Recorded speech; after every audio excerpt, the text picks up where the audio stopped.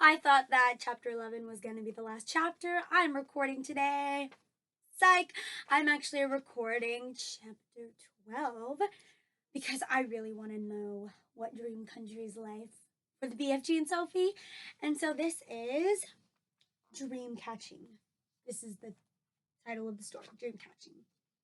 Here we go. Hope you're ready. 3rd grade. The big friendly giant put the suitcase on the ground. He bent down low so that his enormous face was close to Sophie's. "From now on, we is keeping as still as winky little miceies," he whispered. Sophie nodded. The misty vapor swirled around her and made her cheeks damp and left dewdrops in her hair. The BFG opened the suitcase and took out several empty glass jars. He set them ready on the ground with their screw tops removed. Then he stood up, very straight. His head was now high up in the swirling mist, and it kept disappearing, then appearing again. He was holding the long net in his right hand. Sophie, staring upwards, saw through the mist that his colossal ears were beginning to swivel out from his head. They began moving gently to and fro. Suddenly, the BFG pounced. He leaped high in the air and swung the net through the mist with a great swishing sweep of his arm. "Get him!" he cried. "A jar! A jar! I got him! Quick, quick, quick!" Sophie picked up a jar and held it up to him. He grabbed hold of it. He lowered the net very carefully. He tipped something absolutely invisible from the net into the jar.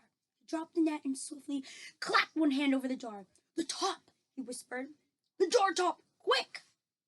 Sophie picked up the screw top and handed it to him. He screwed it on tight, and the jar was closed. The BFG was very excited. He held the jar close to one ear and listened intently. "It's a wink squiffler," he whispered with a thrill in his voice. It's even better. It's a fizz wizard. It's a golden fizz wizard." Sophie stared at him. Oh my, he said, holding the jar in front of him. "This will be giving some little toddler a very happy night when I is blowing it in." "Is it really a good one?" Sophie asked. "A good one," he cried. "It's a golden fizz wizard. It is not often I is getting one of these."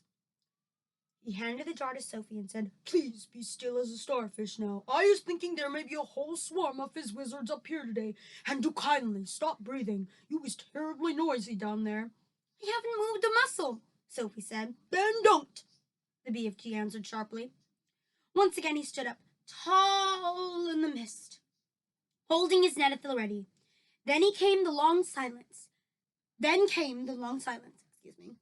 The waiting, the listening, and at last, with a surprising suddenness, came the leap and the swish of the net. "Another jar!" he cried. "Quick, quick, quick!" When the second dream was safely in the jar and the top was screwed down, the BFG held it to his ear. "Oh no!" he cried. "Oh, mince my maggots! Oh, swipe my swoggles!" "What's the matter?" Sophie asked. "It's a troggle humper," he shouted. His voice was filled with fury and anguish. "Oh, save our solos!" he cried. "Deliver us from weevils! The devil is dancing on my dibbler!" And there is a picture there, right over there. And can you see Sophie down there? She's all the way right there. I apologize, by the way, if there's like background noise. I think someone's listening to the radio. "What are you talking about?" Sophie said. The BFG was getting more distressed every moment. "Oh, bash my eye bones, he cried, waving the jar in the air. "I come all this way to get lovely golden dreams, and what is I catching?" "What are you catching?" Sophie said. "I is catching a frightsome troggle humper," he cried. "This is a bad, bad dream. It is worse than a bad dream. It is a nightmare." "Oh dear," Sophie said. "What will you do with that?" "I is never letting it go," the BFG cried. "If I do, then some poor little toddler will be having the most curdblooding time. This one is a real kicksy bog thumper. I is exploding it as soon as I get home."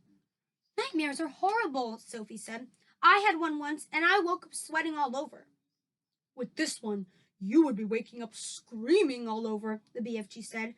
"This one would make your teeth stand on end, If this one got into you, your blood would be freezing to icicles and your skin would go creeping across the floor. Is it as bad as that? It's worse, cried the BFG. This is a real wopsy grub switcher. You said it was a troggle humper, Sophie told him. It is a troggle humper, cried the exasperated BFG. But it is also a bog thumper and a grub switcher. It is all three riddled into one. Oh, I is so glad I is clutching it tight. Ah, you wicked beastie, you, he cried, holding up the jar and staring into it. Never more is you going to be bunk-doodling the poor little human beanie toddlers. Sophie, who was also staring into the glass jar, cried out, I can see it! There's something in there. Of course there is something in there, the BFG said. You was looking at a frightsome troggle humper.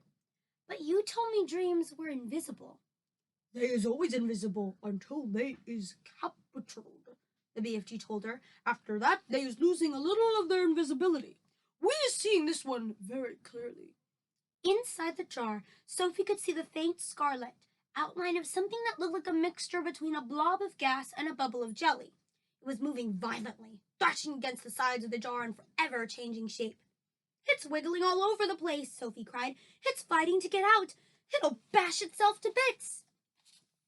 There's the picture. Look at the size of the jar compared to Sophie. Oh my goodness. The nastier the dream, the angrier it is getting when it is in prison, the BFG said. It is the same as with wild animals. If an animal is very fierce and you is putting it in a cage, it will make a tremendous rumple-dumpus. If it is a nice animal like a cock-a-doodle-doo or a foggle-frump, it will sit quietly. Dreams is exactly the same. This one is a nasty, fierce, bog-rotting nightmare. Just look at him splashing himself inside the glass. It's quite frightening, Sophie cried. I would be hating to get this one inside me on a darksome night, the BFG said. So would I, Sophie said. The BFG started putting the bottles back into the suitcase.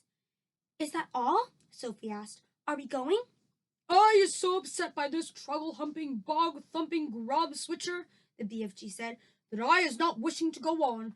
Dream-catching is finished for today. Soon Sophie was back in the waistcoat pocket, and the BFG was racing home as fast as he could. When at last they emerged out of the mist and came again onto the hot yellow wasteland, all the other giants were sprawled out on the ground, fast asleep. And that's the end of chapter 12, and this is when we would say, dun, dun, dun. We will find out next time what chapter 13 is all about. Bye, third grade.